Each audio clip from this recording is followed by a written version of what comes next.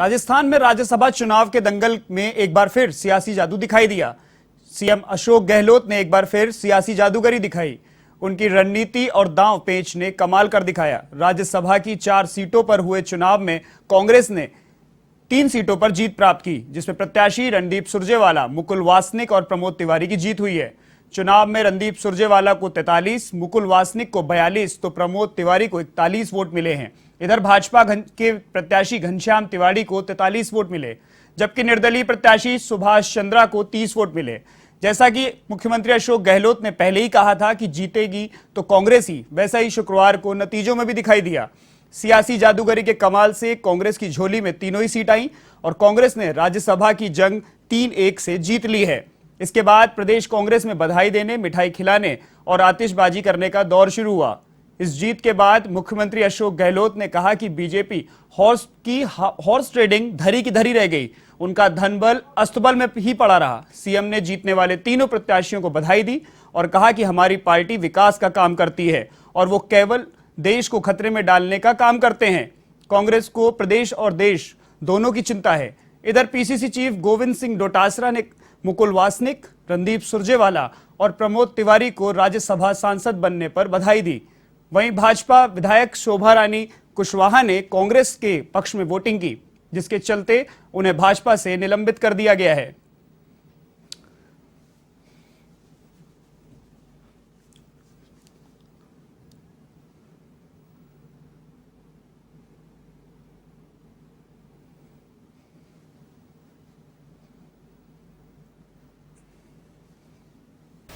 उनके पास पूरे वोट थे नहीं, तभी खड़ा क्यों?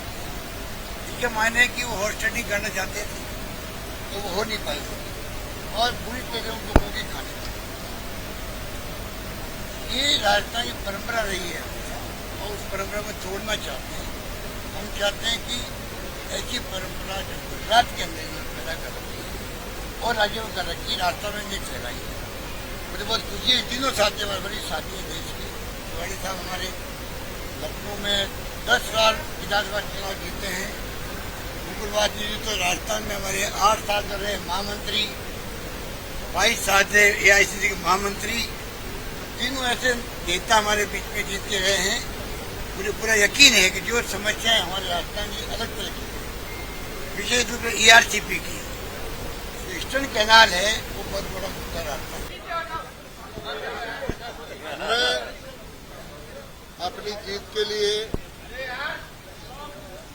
मैं अपनी जीत के लिए केंद्रीय नेतृत्व, प्रांतीय नेतृत्व और भारतीय जनता पार्टी के सभी माननीय विधायकों को बहुत बहुत धन्यवाद दे रहा हूं।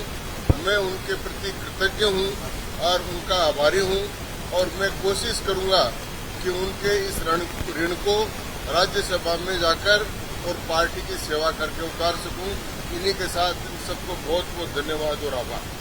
बिना किसी कारण आप जस्टिफाई करिए, कश्मीर के आतंकवाद में जब नेटबंदी होती है कांग्रेस सवाल उठाती है, लेकिन जहां पर कांग्रेस की बाड़ाबंदी थी वहां 12 घंटे के लिए नेट बंद होना, वहां कोई पर्चा तो था नहीं जो लीक हो जाता।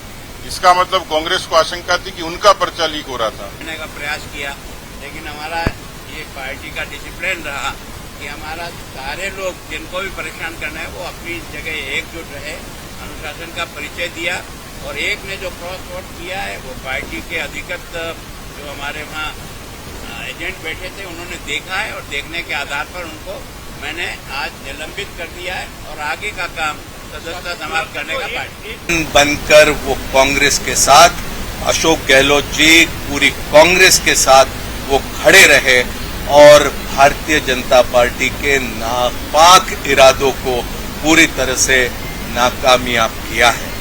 मैं धन्यवाद देता हूं वो सभी हमारे विधायक साथियों को जिन्होंने पूरी मजबूती के साथ इस चुनाव में सहयोग दिया। राज्यसभा का ये चुनाव, सबसे पहले हम आभारी हैं कांग्रेस अध्यक्षा श्रीमती सोनिया गांधी जी के, कांग्रेस के पूर्व अध्यक्ष हमारे नेता श्री राहुल गांधी जी के, प्रियंका गांधी जी के, अशोक गहलोत जी के, जिन्होंने ये मौका दिया कि राज्यसभा में इस वीर भूमि की नुमाइंदगी का सौभाग्य आदरणीय मुकुल वासनिक जी को, प्रमोद जी को और मुझे प्राप्त हुआ। और उन चंद लोगों की जिनकी मंशा खराब है, जो छद्म राष्ट्रवाद के आधार के ऊपर, हॉर्स ट्रेडिंग के आधार के ऊपर डरा करके सीबीआई, ईडी में और इनकम टैक्स में शिकायत करके यहाँ के नेताओं को, एमएलएज को परेशान करने की धमकियां देते हैं। और आपने देखा होगा कि चुनाव के दौरान 3 दिन पहले नेता प्रतिपक्ष सतीश पूनिया जी और तमाम भारतीय जनता पार्टी के वरिष्ठ नेता ये लिख करके देते हैं ईडी के अंदर कि आप तुरंत इनके यहाँ छापे डालिए, इनको तीतर बीतर कीजिए, इनकी एकता को खंडित कीजिए।